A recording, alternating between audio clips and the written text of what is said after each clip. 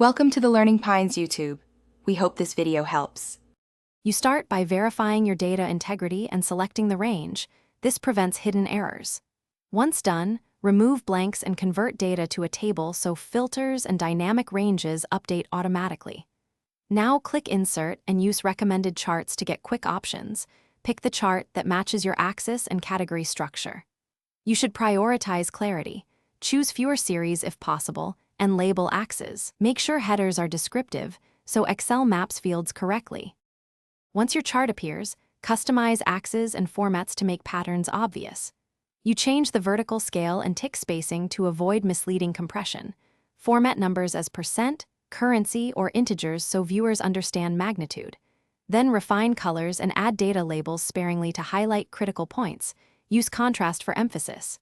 If categories look wrong, use switch row/column or chart filters to reorganize series.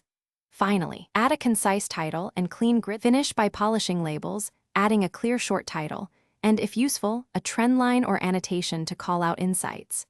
Then export your chart as PNG or PDF, or copy it as a linked object so it updates when the table changes. Make sure your legend and axis titles are readable at the final size.